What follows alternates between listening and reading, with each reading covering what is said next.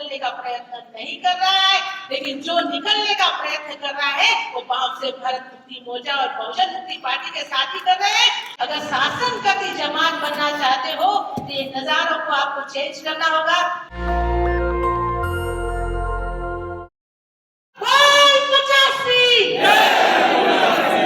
धन्यवाद साथियों। बहुजन मुक्ति पार्टी का दूसरा राष्ट्रीय अधिवेशन हम यहाँ पर आज उस महामानव जिन्हें हम लोग कहते हैं माननीय काशीराम साहब, तो उनको याद करते हुए क्योंकि मैं उनसे कई बार मतलब 2 बार मेरी जिंदगी में मैं 2 बार पर्सनली मैं उनसे मिली हूँ, तो मैं उनको याद करते हुए मैं अपनी वाणी को शुरुआत करती हूँ।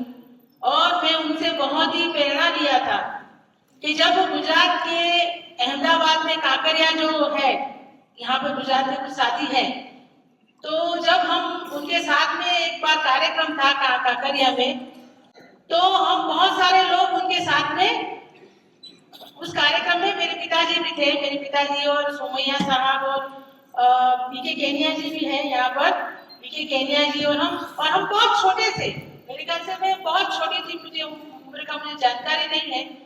तो हमारे सारे लोग जो है, जैसे अभी मेश्राम साहब जब वो आगे चलते हैं हमारे साथ में, तो मेश्राम साहब सबसे पहले होते हैं और हम लोग उनके पीछे पीछे भागते हैं, लेकिन मेश्राम साहब चल रहे होते हैं, हम लोग उनके पीछे पीछे भागते हैं, क्योंकि हमको उनकी स्पीड की तरह ज्यादा भाग नहीं पाते।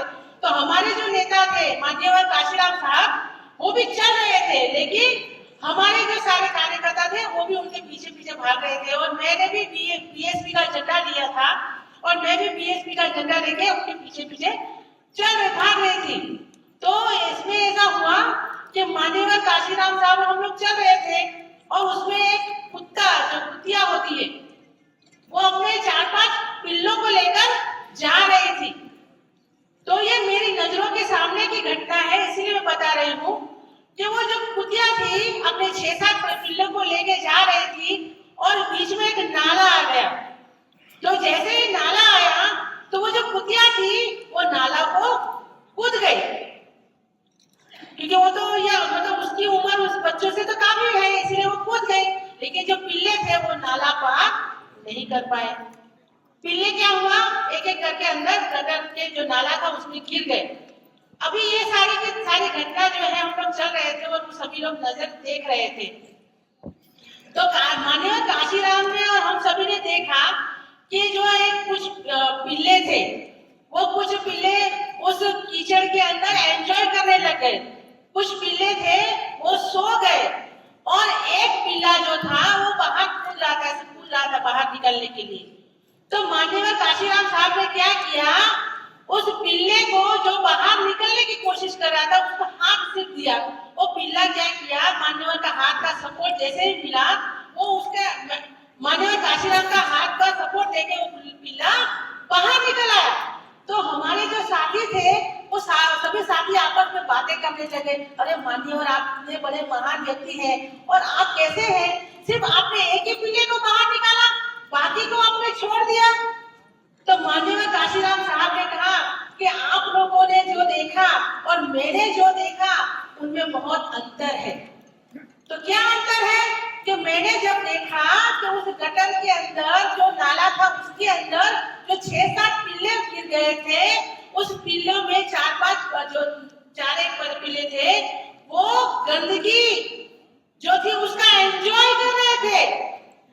सेवर इज एंजॉय स्लेवरी, गुलाम अपनी गुलामी का एंजॉय कर रहे थे। कुछ थे वो सो गए तुरंत ही, क्योंकि उसको मालूम कि ठंडक है, अच्छा है, सो गए। लेकिन एक ही ऐसा पिल्ला था जो संघर्ष कर रहा था और बाहर निकलने की कोशिश कर रहा था। जो बाहर निकलने की कोशिश कर रहा था, मैंने सिर्फ उसको हाथ दिया है और उस हाथ का सपोर्ट लेकर वो बाहर निकला। तो हमारे लोगों को भी मैं कहना चाहती हूँ कि हमें भी इस भारत देश के अंदर हमारा जो भारत है वो भारत को इन मनुवादियों ने, इन जनोधारियों ने कीचड़ का बना दिया है, गंदगी का बना दिया है। और हमारे कुछ लोग उस गटर के अंदर पड़े हुए हैं और उसमें से निकलने की कोई भी उनकी विचारधारा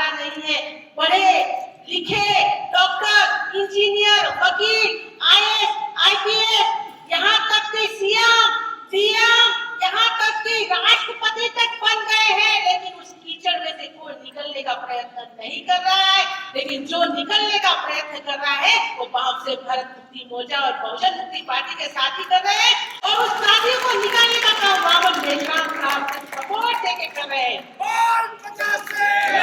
सपोर्ट देके कर रहे हैं। इसीलिए मैं आप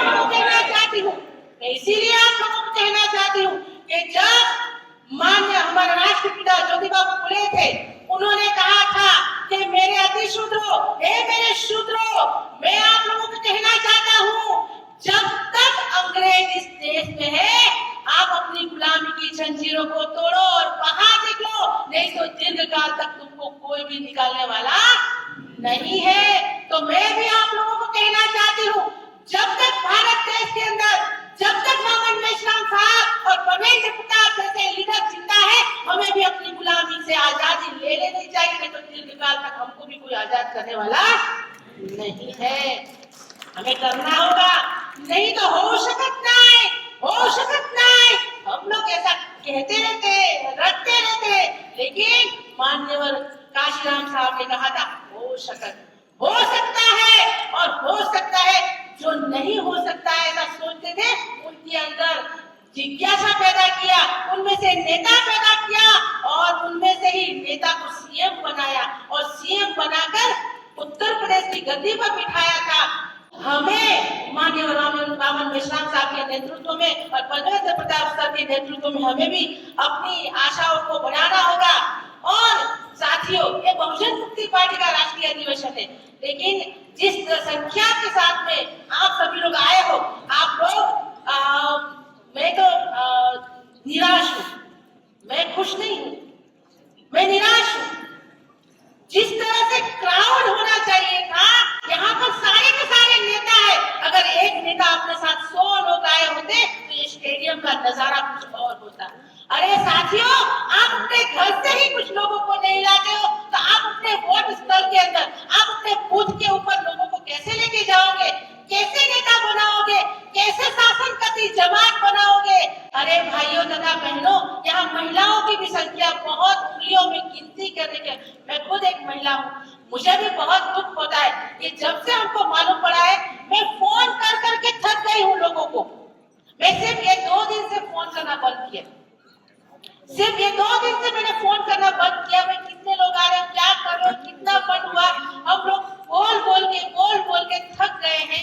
लेकिन आप लोग जितने भी आए हो, आप लोगों ने जितना भी प्रयत्न किया है, अगर शासन करती जमात बनना चाहते हो तो ये नजारों को आपको चेंज करना होगा।